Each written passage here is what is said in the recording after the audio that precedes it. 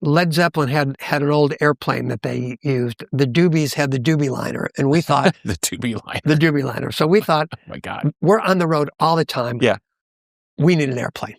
So Irving's like, okay, I'll find you an airplane. So we show up at Santa Monica Airport. Here's this tail dragger, old World War II plane. It was called a Lockheed Lodestar. Okay. And but the REO wing logo there painted on the nose. And so we're now we had we couldn't afford it. There's no way we could afford it. But we didn't want to ask any questions.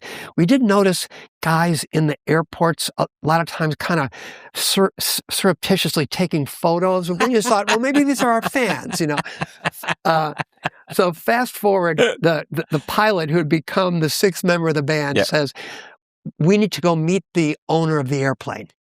So he goes, we had a day off, took off out of Fort Smith, Arkansas.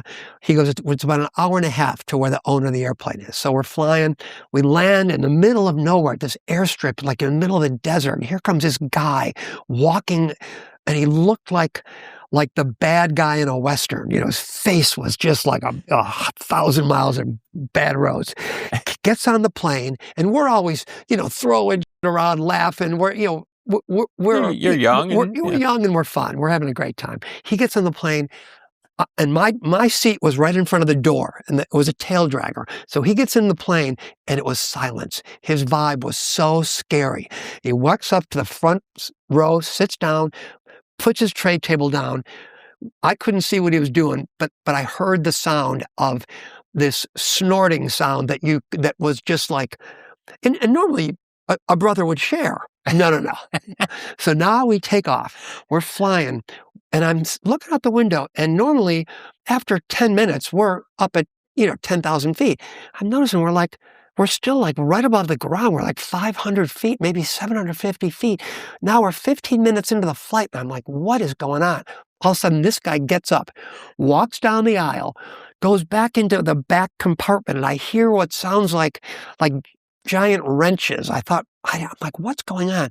Next thing I hear is the back door, the door of the airplane opens and the wind starts rushing in. Now I'm like, okay, I was afraid to look around. I look over my shoulder, swear to God, he's sitting on the floor. His feet are like this, up against either side of the door. He's got a weapon, and from my seat, I could see the cows. I could see the markings on the cows. That's how close we were. He takes this thing, and it was like an Uzi or an AK, whatever it was. It was a combat level machine gun. And he's like having target practice. And I'm like, I can't even believe this. All of a sudden, door closes, gets up, clank, clank, clank, goes back to his seat. We never met him. No one ever introduced us. He never said a word. So fast forward, we're in our hotel in Washington, D.C. Knock, knock, knock. I looked through the peephole. There's a group of young fans, and they've got a book that looked like a high school yearbook, but it said Department of Drugs, Alcohol, and Firearms, or something. It was a department of the U.S. government. Open the page. The page. The photo is from the perspective of an unmarked vehicle with agents with their DEA windbreakers on, drawn down in the distance.